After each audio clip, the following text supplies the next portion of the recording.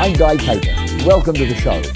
This is going to be such a fun series where we'll be introducing you to sight acts. That means acts you look at as opposed to music. Now, Shane takes care of the music. I'll take care of the variety acts. We'll be featuring some amazing acts. Acrobats, magicians, jugglers, even mind readers, but they know when they're coming in, and comedians. Now, they tell me that the best comedians are all in Parliament, so I'm not going to bother with them. We'll stick to the ones that try to make you laugh deliberately. Actually, I was performing at a conference in Wellington not long ago, and I had the honour of meeting the Prime Minister, the Right Honourable John Key, but I was a bit disappointed, even a little hurt, when he sort of ignored the best part of me.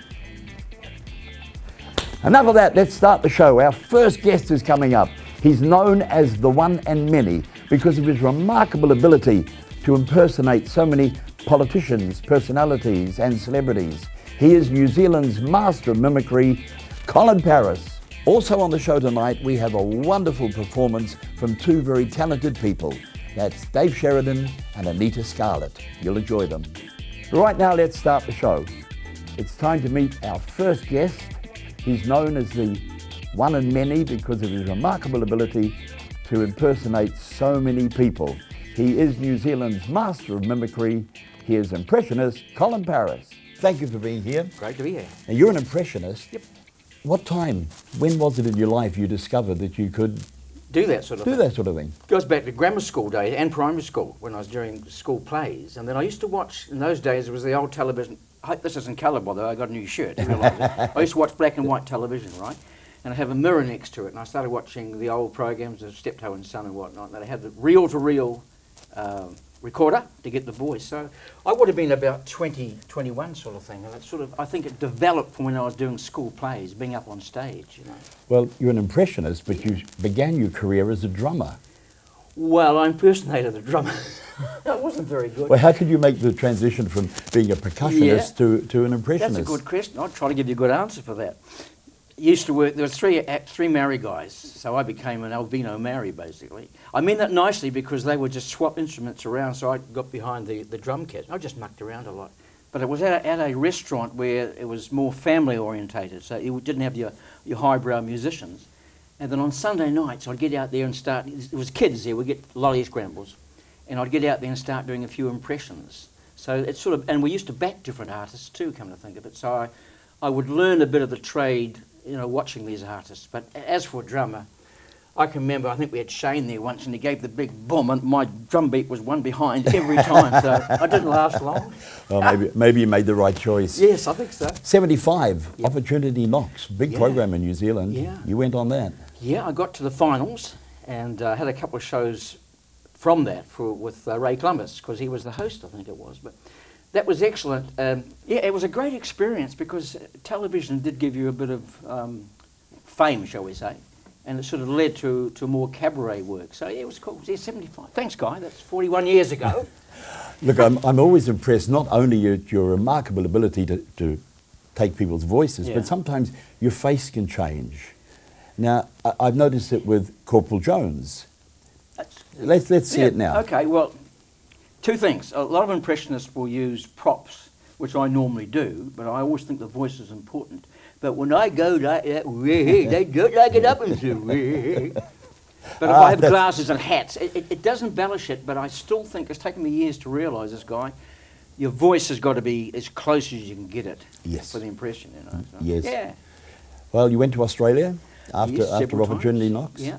And you were on New Faces over there. Well, if I do say, I did win one of the episodes, but I better be honest here, they had about 3 series each year, so over a course of, say, 4 months, so I did win one of them, and that led to 2 or 3 television spots over there, and I'm still waiting for the call to come back, 30 years later. I love going to Australia, as you know, Guy. I go there once a year because the clubs are really more, if I do say, they're more professionally organised. You've got a band, you take your music charts, you've got lights, you've got everything going for it. But that was it, about 82, 83, I think it was. Is that when you met Barry Humphries? Yeah, I did actually. What an incredible entertainer. I hope he says the same about me, but I don't know. Yes, it was backstage, and he'd done a show, and I knew the production manager. He wasn't just doing, "Hello, possums, hello, darlings." He'd taken that off.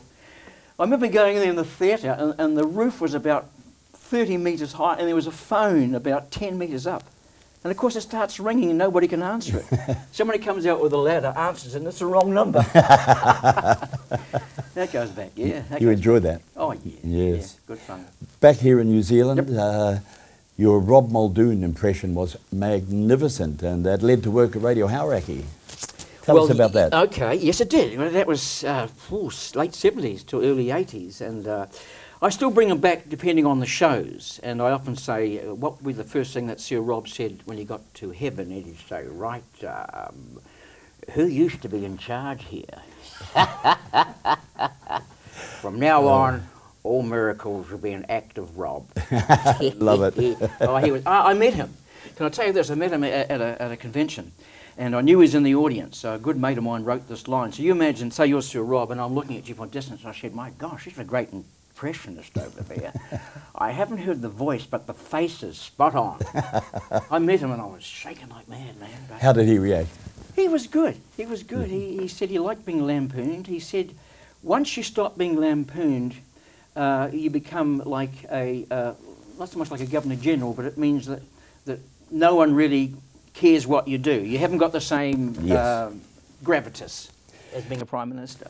Rob, Mann and Brian ran for how long? About 3 years. About 3 years on Hauraki. Yeah. It was very good. Yeah. Is that what led to almost your television career on Hey Hey It's Andy? Oh. That's a story that must be told. Well, I can use the word. I think you're allowed to say shit on television now. I got kicked off, but I didn't actually say that. I was doing voices off camera, and all of a sudden this noise came on, and apparently I said shit. I got phoned up by the producer next day, "You're off the show." And there's a big line in the Auckland Star, "Voice man gets chop." And they played it over to me over the phone. I don't remember saying it. With all the politics happening in America at the moment, Yeah. if Donald Trump becomes president, will you work on his character? Well, I think the easiest way to do that one, really, when I think about it, is to get a silly wig and simply go like that. Put your foot in your mouth, Donald. I'm sorry, that's the best I can do with it. I hope that shoe was clean. Spirit of the moment, yeah. Mind you, I did actually, one of your shows once, you were suggesting that after Ronald Reagan, the actor, became president, that there was another actor that you thought should become president. Oh, yes. Well, I guess you've got to simply say, what would Jack Nicholson be doing if he was president? You know, I want to cooperate 100% here with you. Might be senseless, out of it, gone down the road, wacko. A bit of philosophy. The difference between fear and panic. Fear is when you realize for the first time you can't do it twice. Panic is when you realize for the second time you can't do it once. That's as good as it gets. Very good, John, very good. Audiences must love that. What are your favourite impressions? Now, I mean, your politics are very, very good. Helen Clark, for example. Well, yes, I haven't done her for a while, so to speak, because it was quite a deepish voice, but I do remember I was asked to compete in Dancing with the Stars, but I wanted to wear the pants. So that got through. Yes, yes. So there's politics, and then, because in New Zealand we have some very dynamic characters, and people that are easily recognised, particularly the voices, like a mayor, for example. Like a mayor, for example. Like the one who used to be the mayor of Tinarangi and is now the mayor of... Oh, yeah, g'day, do you mean Tim, do you? Oh, g'day, I don't give a rat's ass, and rats don't give a Tim's ass. I hope I can say that. I don't care where, as long as I'm the bloody mayor. That'll do. That's very good. And he's still going, of course. Oh, absolutely. Sadly, we've lost a few people, like... they're just making a movie of one of Barry Crump's books. And Barry Crump was an iconic New Zealander. Yeah, I wish I could do it. Oh, no, it was sort of a... no, I can't, mate, because I remember talking to his son once, Martin, who's doing the film, but we changed it around a bit because he thought that maybe the Mad Butcher could act as him, so... G'day, you know, mate, someone said, why am I called Mad Butcher? Simple, can't spell mentally deranged. I thought he'd make a great Barry Crump. Was that a way of getting out of that? Wasn't it? That's a good way of getting out of it. I've forgotten the voice. We have the greatest poet in the world, or we did have. Oh, we still got him. Yeah, I don't know if he's written anything lately. Yes, yes. Well, you know, I used to have a lot of booze. I wrote a poem once. For those who choose a life of booze, I have no sympathy at all. My sympathy lies with the sober guys, because the drunks are having a ball. But he wouldn't be doing that now. Sam Hunt. Yeah, Yes. good on, yeah. See, I'm quick. Yeah. I'm quick. So the voice was pretty recognisable, was it? Look, there's a television show that's been running for 20 years, and I've only ever heard one impressionist do anything from The Simpsons. Oh, yeah. Have you? You, Marge, is that you, Marge? Oh, homie, I love you. I love you too, Marge. Is that the bear talking? No, it's me talking to the bear. Let's work on that a bit more. It's still pretty good, though. Pretty good. I'm sure everybody really enjoyed that. Colin, Guy. where are you off to now? Well, I mentioned... I don't mean going home for dinner. Oh, no, well, I mean, we got a couple of shows. Well, you and I got a couple of shows coming up down the line, and then I'll get to Sydney about the middle of the year for a few shows. where do you perform in Sydney? The Leagues Clubs. The Leagues Well, the Leagues Clubs, yeah. Right, yeah. yes. It's Oh, a lot that's tighter than good. it used to be, but there's still work there. All right, Colin, listen, thank you Okay, buddy. so much for coming along. Yep, It's likewise, been mate. wonderful. Cheers. But before you go, I would just love it if you could send us out with Old Man Steptoe. Right. You mean I'm starting to look like him without the hat and all that sort You of are stuff? Is that what you mean? indeed. Yeah, well, we'll just walk away and see what happens, I guess. Gee, Harold, I'm going home, son. I'm going to wash me onions in the bath.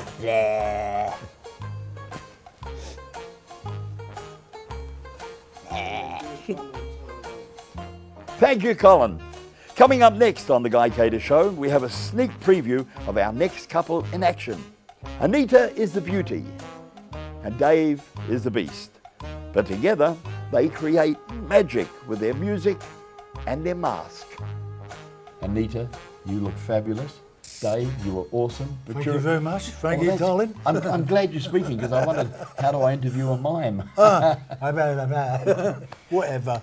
So let's find out a bit about you both. Yeah. Anita, you're a New Zealander Yes, I am. to Dutch parents. Yes, yes. And you spent a lot of time in Holland and Canada.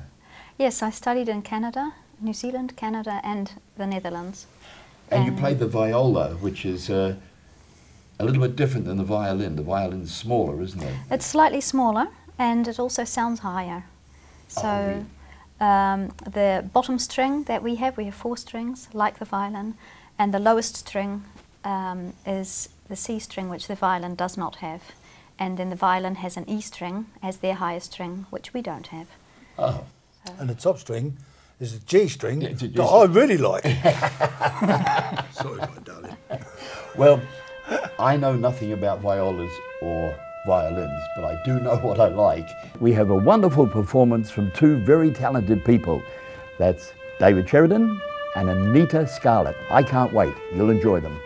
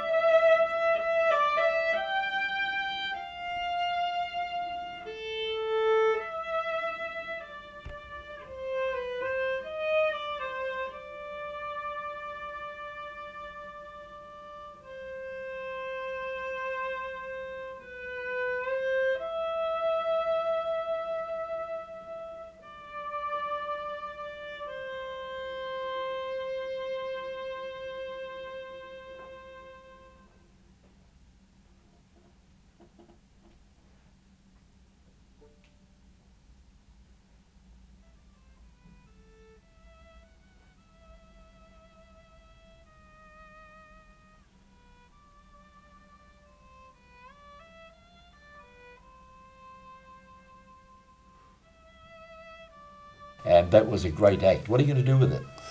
Well, we'll just see what happens. I think it's got a part there to play with what's going on in the world at the moment. We all need a little bit of loving. We have a lot of rock and roll and raging, but I think if we create this thing that makes you think, and it comes from here, so it's a hard thing, of course, and I think we all need a bit of loving. Just looking at the blokes in this room, we all need loving. Go on, Yeah, I can do blimey. with some too. Yes. This is Dave Sheridan, of course. Now, born within the sound of Bow Bells, a true Yeah. Cockney, Yeah. but you've been living here since the early 70s. 72, I arrived here.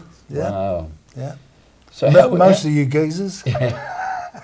how would you best describe yourself? Because we've just seen the most beautiful act, and yet I've seen you downtown Auckland stopping traffic with your escapology act in the middle of Queen Street. I think it's the costume that stops people. You know, a bit of leotards and all that sort of stuff. That was a crazy time, lovely time. But I moved on, created a circus, created Captain Cook that I've been doing for the last 22 years. Explain Captain Cook. Captain Cook, well, I'm an escapologist, had an accident, done my back in. There's me scratching my head going, I wouldn't have a clue. But I needed to make a few bob. And anyway, one night I sat there with a load of paint and some other substances and created this statue of, I didn't call it Captain Cook. It was around the Whitbread race I think they were having down in downtown Auckland. And I went down there and I got some people to carry the stuff down for me because I couldn't bend over. And I sat there for, I think it was on for about 3 days or something. And the radio's going, well, Captain Cook's in town. And there was, I don't know, 500-600 people around me going, he hasn't moved. And I kept sitting myself going, what am I going to do? I'm not doing nothing. And I got an audience, one of the biggest audiences I got, and I wasn't doing nothing. And so the whole thing crept from that. I created a little weenie show of it and was picked up by a few corporates to go around the world, you know, to promote New Zealand. And me and a married fellow were he was doing the tongue and all the business, and we had a bit of a giggle on that tour actually. Anyway, yeah. Well, it so wouldn't I be the don't know. first time you've represented New Zealand, because funnily enough, both of you were in Brisbane in 1988. That's right. That was for what was that for? That was This the Expo. Expo, and it was 88. promoting New Yes. Zealand. Yeah, So you were over there. with the International Festival of Youth Orchestras. Oh, really? So you were having music and you were having a heart attack. yeah. He did. Yeah, she's all dressed up like that, hardly any clothes on. But you didn't meet each other then? Well, who knows? Well, yes. I may have seen him as Yes. walking She would have through gone like Expo. that. Ruffian. So you're very classical, Yes. and your knowledge is classical, the Yes. composers, the instruments, because you worked in orchestras in Canada and in Holland as a freelance violist. How do you say it? Violist. Violist. Yeah. That's a nice name, Yes. violist. I have to remember that. Yeah. So how does somebody like yourself connect with someone like him? Now, seriously. he was going to say. Yeah. That's a very good question. A crude Kiwi Cockney. Yeah, I and can you give you are the arseholes. antithesis of elegance. So It's beautiful. what is it? I know they say opposites attract. Well, we're both Virgos actually. Both so- Virgos, how's that? I don't know if that means anything to you guys, but in the stars, who knows? Anyway, we recognise our talents and other strengths, and whether that's got to do with Virgo or not, I don't know. Oh, quick story about today. Coming here, accident, girl in a car, smashed on the road. We turned around the corner, there she is, and we got out of the car, and both of us seemed to know what to do. I got the girl out of the car, Anita looked after her, and I became the policeman, waving everybody on, and it was because I do a policeman. Well, as you've had a lot of practice with PC, haven't you? Yeah, that's right. Yeah. I've got a few people under my collar. Talk about PC for a moment. PZ, well, it was a walkabout character. I got a costume, tights, huge great big clown shoes, an English copper's uniform and a stupid little plastic copper's helmet, and I used to walk around giving everybody a hard time. So they picked me up, and I did things like, you know, the prime ministers of different countries, especially at the expo, and there I am going around nicking like Bill Hawke, what's the Australian geezer, what's his name? Bob Hawke. Bob Hawke. Bob Hawke. There's me grabbing him by the collar and giving him a hard time, and everybody's going like that. Do you think I could get a photograph of that? I think they must have buried all that because he was a bit like that anyway. So your basis is really comedy. Comedy, yeah. And all the comedy I've done with you guy over the years, I had a ball, man. Boy, it seems like I've gone really loud mouth and not said a word for the last few years. That must have been extremely difficult. Now. Very difficult, very difficult, very good. So, but mind you, your history in New Zealand is great. Nambassa was one of our first major festivals, Yeah, and you're involved in that, weren't you? Yeah, the fire eating. Fire eating. The bald-headed fire eater. Oh my God. Them days they didn't know if I was a kind of a bikie or Hare Krishna or had cancer. They didn't really know, so I was stuck in the middle. That's when it wasn't a stylish thing to have bald head then. Well, I go back to what I said before. How do you term yourself? A person that's having a really good life, to be that's honest. I wonderful. enjoy everything I do, even what I'm doing right now. It's absolutely Well, beautiful. you're both living in a community in Mangawai, and it's the Rakanui Arts Village, and it's you cool. enjoy it up there, the lifestyle? It's It's very fantastic. slow, isn't it? Yeah. Peaceful. Yeah, very slow. A lot is happening No, there isn't. on different Levels. levels. Yes. Yeah. But it Yeah, is a glass lot blowers slower than and Auckland. Yes. But that's It's a good not a life. bad thing. It's a good Yes. life. And I'm So glad I that's got where to we that. met each other, to Oh, come back to your really? question before. And Dave had been working on what you've just seen.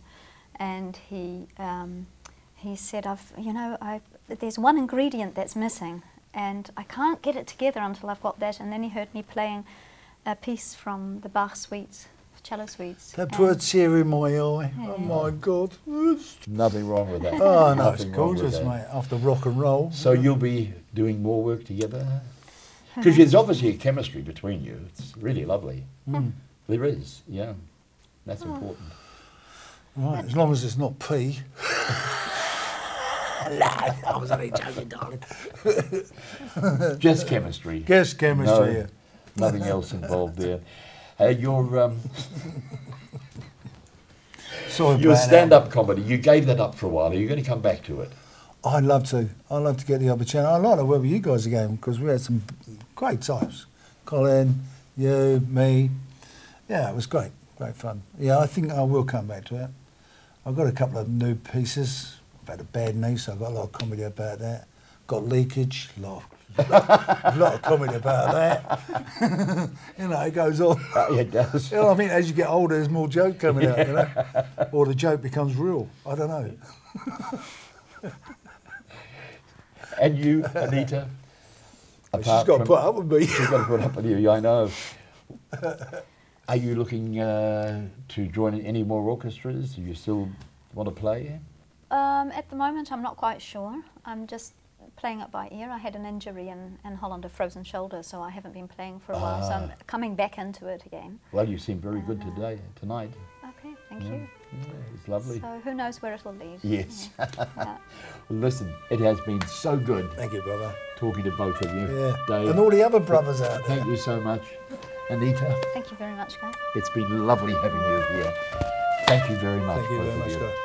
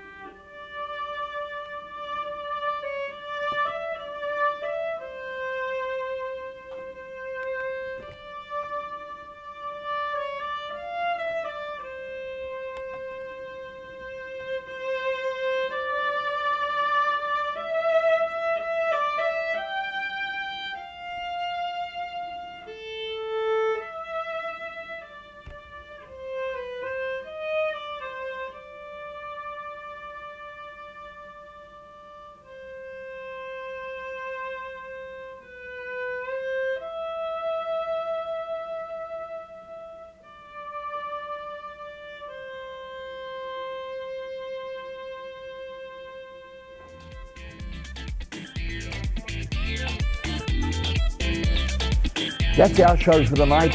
I hope you enjoyed it. We certainly did. I'd like to thank our guests, Colin Paris, Dave and Anita. We'll be back next week, same time, same channel. Join us on The Guy Cater Show.